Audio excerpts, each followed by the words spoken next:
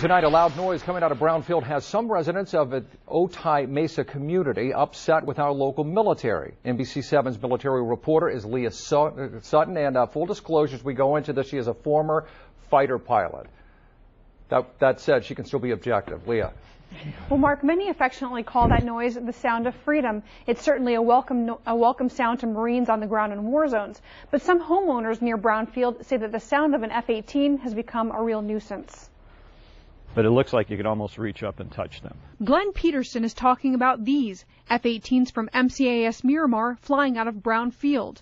There was one day we had 14. It was like 2 at 10 o'clock, 2 at 11:30, 3 at 1 o'clock, 3 at 3:30. He's lived less than 2 miles from the departure end of runway 26 at Brown for 10 years, but says the jet noise has become a problem for his neighborhood, sometimes causing car alarms to go off. It's painful sometimes if we're sitting there watching TV. If it's a movie or something that's not live TV, we just pause it.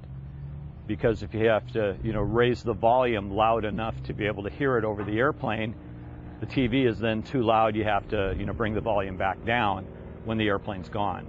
According to the City of San Diego's Aircraft Noise Complaint Office, there have been nearly 200 complaints from 17 households, mostly in Otay Mesa this year. But the 3rd Marine Aircraft Wing says there is a good reason. We're protecting your right to complain. Because of reduced hours at their air station in Miramar, Brownfield allows for weekend training. It also reduces the time and cost of maintenance.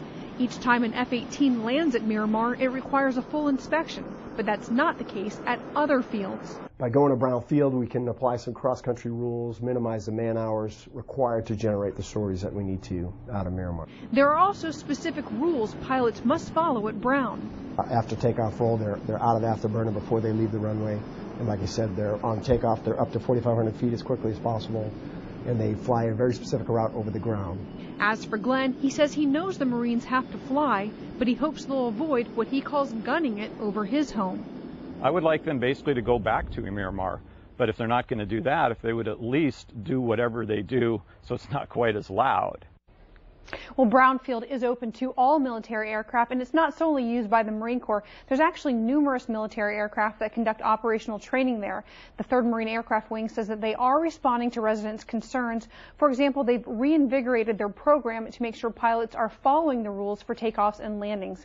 Leah Sutton, NBC 7.